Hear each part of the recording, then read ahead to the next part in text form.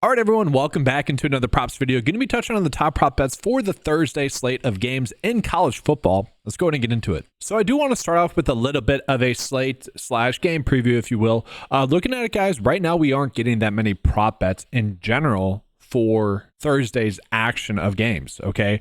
We're really just getting some for the Minnesota versus Carolina game. NC State, we're getting a little bit of prop bets for them.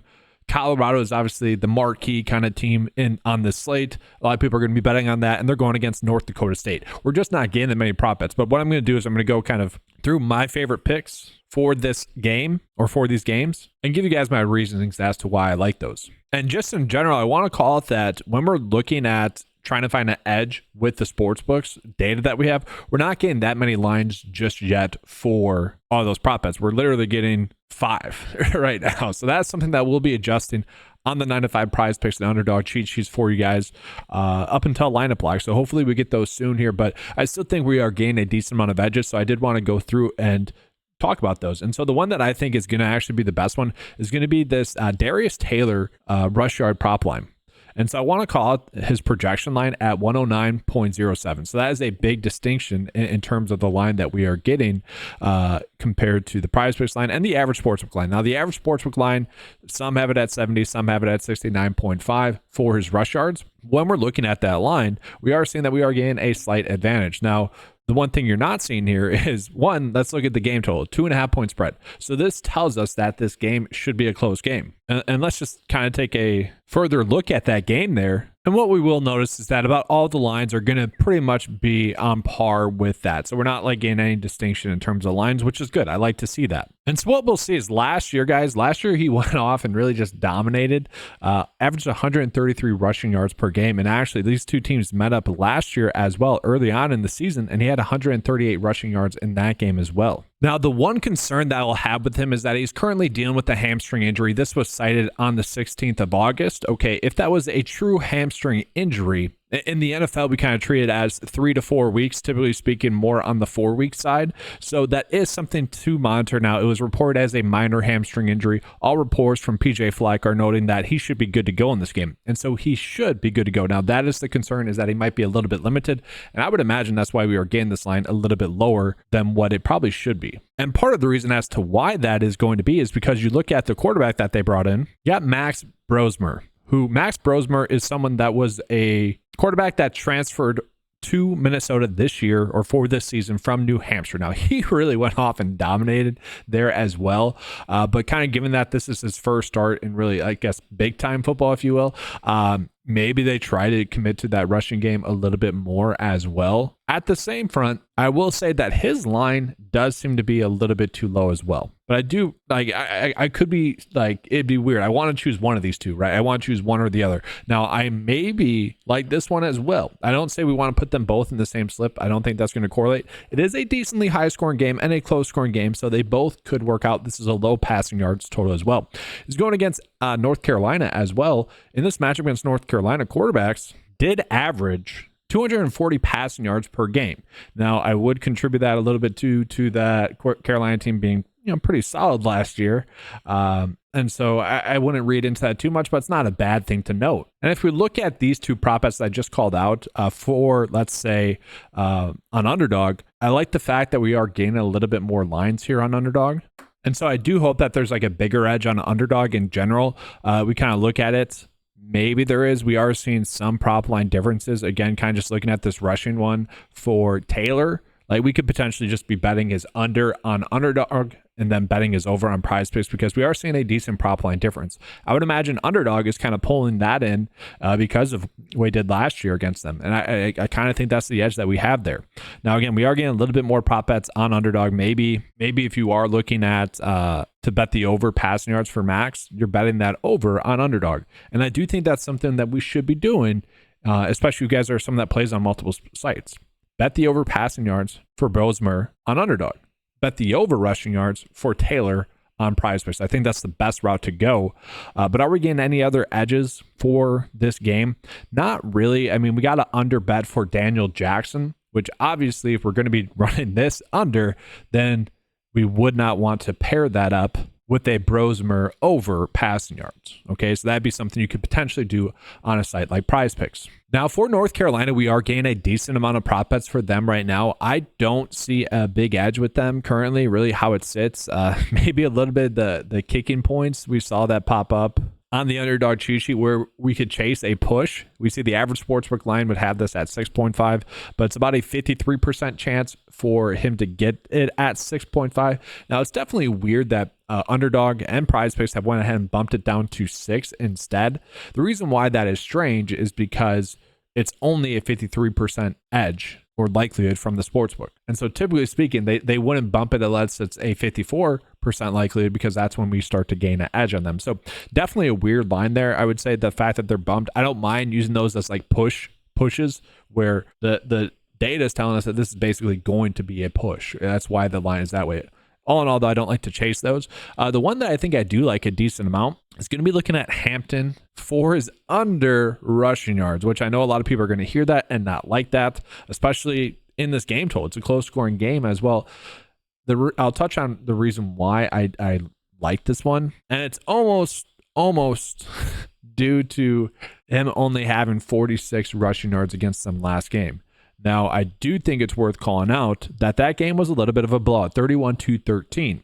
Again, this game is supposed to be a close scoring game, 2.5 points, okay? And so with that, I personally would say let's just stay away from this. I do see a slight edge in potentially betting the under there, so I did want to call that out, but for the most part, we're probably just avoiding those lines. Now, jumping into this other game that we have that we're our game prop bets for sure with, on underdog, we're very limited with the prop bets that we're getting for Thursday. We're getting Colorado prop bets right now, which I'll touch on, but I want to jump back into PrizePicks here because we are getting a little bit more prop bets for them, whereas underdog, at least for the Minnesota versus North Carolina game, is at least giving us a little bit more variety for the prop bets that they're offering. It's an interesting slate in that regard. And so just looking at that NC State game, I do want to call this out. I don't really think we are gaining a big edge with these just yet with Grayson McCall and his receiver. I think those lines that we are getting right there are pretty much the correct lines. I'll be interested to see how the average sportsbook data comes in on those. Now, they are 10-point favorites in almost a 60-point game total. And so if it's going to be that high scoring, sure, they are probably going to be passing the ball a ton. To me, I just view that more as a stay away. So I don't really think we need to be going in on those two. And so now let's go ahead and get into the game that probably a lot of you guys came here for, clicked on this video for. That's going to be Colorado versus North Dakota State. Now, I do want to point out, this is only an 8-point spread for the game, which I am a little bit shocked by.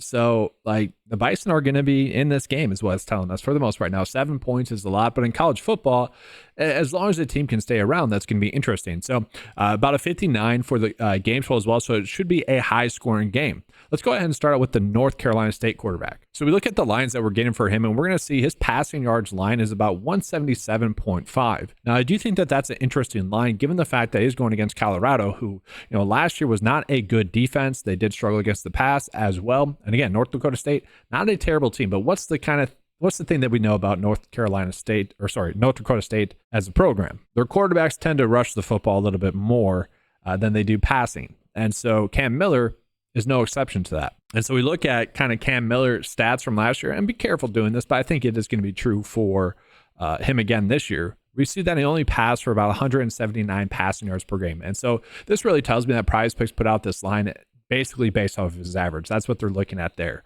But it is an 8-point spread. And so maybe North Dakota State has to stay in this game by throwing the football. Maybe they're down a little bit, but they're still in the game somewhat. And the Stars are going to play basically the full game. That'd be big. I'm glad this isn't a game that has the potential to be a massive blowout. I mean, I guess it does, but it's not too crazy. And so they might have to throw the football a little bit more. If I had to choose, I probably would be wanting to attack the over passing yards a little bit more. Maybe doing a game stack. And I do think it's worth calling out. He averaged 42 rushing yards per game last year with 13 rushing touchdowns. So he is going to rush the football. That's what we should be expecting. And really the prop line that we're getting with him again is just more how long can the Bison keep this game close enough for long enough. Now let's go ahead and get into Colorado. And so I do find it interesting, the prop bets that we are getting for them. We have 4 receivers listed here in terms of the prop bets that we are getting. And that's because we're going to see a lot of 10 personnel. They're going to have a lot of 4 receivers on the field at the same time. They are going to be probably a pass heavy team. Looking at the running back props that we had, I don't know if we still do. We do. We got 2 for the Bison. Very low yardage totals for them because, one, they kind of somewhat spread out the production last year for the running backs, but also that's going to be what's expected this year, is that they might not have a true RB1. Now, the first thing I want to call out about the receivers here is that we are getting a prop line difference for Will Shepherd. And so the thing we have to figure out is, what do we want to do? Do we want to bet as over, or do we want to bet as under? Obviously, if we look at the last 5 trends, no one's going to want to bet as over. I get that. But we got to look at some variables here. So he was a transfer to this program, to a program that lost Xavier Weaver, which, shout out to him. He was an undrafted free agent, rookie free agent that beat out Cardinals draft picks to make the roster. He's someone that I liked as a prospect. That was just cool. But I think the expectation is that Will Shepherd will be the receiver number 3 in this offense, most likely behind LaJohntay Webster as well, who Webster was more productive last year for, I believe it was FAU, Florida Atlantic University. So I think the expectation is that he will be the receiver number 2, mostly based off of that. But there's a good chance these 2 players do see an even split. Now, just looking at kind of the snaps from last year for Will Shepherd, it was strange. At the start of the season, we see that he was pretty darn productive. And that's a little bit due to snap share, okay? At the later parts of the season, and maybe he was injured, maybe the schedule was a little bit more tough, but he saw his snaps go down a significant amount. So like literally in week 6, where his production takes a big jump down, week 6, he was seeing at least 56 snaps per game. And then from there went 30, 24, 69, which was his next best game, and then 46 and 35. Now, again, the schedule is a little bit more difficult then as well, but I do think that's worth pointing out. But again, he's probably going to be the receiver number 3. I find it interesting that we are getting that prop line difference. Now, Jimmy Horn is still there as well. Jimmy Horn was fine. He had some decent games last year. Jimmy Horn was on the field a lot as well. It was a little bit surprising that he wasn't more productive in that offense, given the amount of snaps that he was playing, but that's probably why they brought in the players that they did. And so that's probably my long way of saying that I'm probably going to bet both sides of this. I think it's a decent middling opportunity to bet his over receiving yards on PrizePicks, okay? And then bet his under receiving yards on Underdog. Now, if we are doing that, I probably want to pair it with one of the other receivers for their overs, but we're not going to have that middling opportunity. So Travis Hunter is going to be obviously the receiver number 1 there. But I do find the lines to be extremely interesting that we are getting here. There's not a big line total for really any of them, or big separation between them. I would say Jimmy Horn, if he is playing those snaps again, it is probably a little bit too low. But I don't know. I'm kind of leaning towards Webster. If we are betting the under again for Shepherd, I would want to bet the over for Webster. I think is probably the best route that I would want to go. So again, a little bit of a milling opportunity on PrizePicks. I will be betting Will Shepherd's over because, again, on Underdog, it's off by 4. And that's a lot, guys. That's a lot for a line to be off. And so lastly, let's just talk about those running backs there for Colorado as well. So I think the expectation is going to be that Charlie Offerdell is going to be the starter here. And he is someone that was with the team last year, suffered a lot of injuries. Again, this is not a team that's going to be rushing the football probably too much. I think we are expecting a pass-heavy attack. And you do have the sophomore transfer here in Hayden as well. Now, Hayden didn't play that much when he was with Ohio State, but when he did play, we saw him be productive. So we'll be interested to see how much work he gets, how much work the running backs get as well. Maybe there's an edge here. I just don't feel the need to go in on that too much. All right, so before I get into the bets of the day for today on both PrizePicks and Underdog, I do want to call it if you guys want access to the 9to5 Sports PrizePicks and Underdog cheat sheets that you saw in this video. They are available for just $10 a month. Head on over there and get those tools. Also, if you guys want to use this Underdog slip and have never signed up for Underdog before, use the promo code 9to5. That'll give you a 100% match on a deposit of up to $100. I'm pretty sure that minimum has been bumped to like $250 as well. Just check that before you submit it if you guys are using that. And again, that does not go unnoticed whenever someone signs up with that. I do appreciate that. But now let's go ahead and get into the Underdog bet of the day, and then we'll get into the PrizePicks bet of the day. All right, so looking at it, guys, we're going to maybe try to get lucky here with Minnesota. So again, I think we do have a decent edge with Minnesota. So we got Max Brosmer, who again transferred to Minnesota. This should be more of a rush heavy team. And North Carolina last year gave up a lot of passing yards to opposing quarterbacks. And again, I think that was a little bit due to necessity from other teams. But this is a prop bet that I like. And if we are going to be using him for his over passing yards, we should be using it with one of his pass catchers. And that's what we're going to be doing here with Daniel Jackson for over his receiving yards. The best part about those two bets is that these lines that we are getting here are higher on PrizePicks. Okay, so if you're saying, Eric, I hate those bets, I don't like those bets, I think they're both going to do the under. Well, then you can do that on PrizePicks. That's the beauty of it. And same thing with Will Shepherd. If you think Will Shepherd's going to go out and have a good game, bet his over on PrizePicks, which is what we're going to do with the PrizePicks bet of the day. And again, guys, the cheat sheets will be updating as we get more and more prop bet lines coming in from the sports books. And so we should be able to gain a decent edge by doing that. Just as an FYI, these are the two best prop bets that I currently like on PrizePicks. Again, trying to get a little bit of that middle with Will Shepherd there, where we are seeing a decent prop line difference. And same thing with Darius Taylor. If you guys want to try the middle with him, you could bet his lower rush yards on Underdog. That would correlate decently well with those two prop bets I just mentioned for Minnesota on Underdog. But this is kind of our way of splitting it a little bit, where we're just trying to get a profit here, where I would say if Taylor, which I do think is the better bet, gets his over rushing yards, then it's going to be less likely for those two to get their overs on Underdog. So it's a little bit trying to take advantage of the prop line differences that we have and just trying to get a profit on this slate. And I think this is the best route that we can go currently. Now, if we get a better prop bet than Will Shepherd for PrizePicks or Underdog, like a better EV bet, I am going to be using that prop bet. And just so you guys can see, these are currently the best prop bets that we have on PrizePicks for college football. So if you guys want to go ahead and use those with that, you can as well. A lot of these are going to be on Saturday. These lines could change, but we have two good prop bets that we could go ahead and attach to that PrizePicks bet of the day. So here's a good one. We have Xavier to bet his under receiving yards. That line is off by 7 in comparison to the Underdog lines that we have. So bet the under on PrizePicks. That's a decent edge that we are getting there. And just for what's worth, guys, that line on Underdog for Daniel Jackson went down from when this video started. So it's at 58.5, which is much closer to the average sportsbook line that we have. And again, that is a better bet on a sportsbook rather than it is on Underdog, just as an FYI. So if you guys are someone that is betting on BetMGM, DraftKings, FanDuel, whatever, probably a better bet there. And so it's kind of a long way of saying maybe you could use that to bet the under on PrizePicks. Hopefully that all made sense, guys. I will be doing another video for Friday's slate as well, and hopefully Saturday's slate as well. If you guys enjoy the college football coverage, let me know by leaving a like. I do appreciate that. That's going to be all for today's video. Again, head on over to 9to5sports.com. Sign up for the cheat sheet tools as well as the sportsbook tools, just all the fantasy golf tools that you need as well for $10 a month. All right, thanks for watching. Good luck. And as always, let's keep cashing.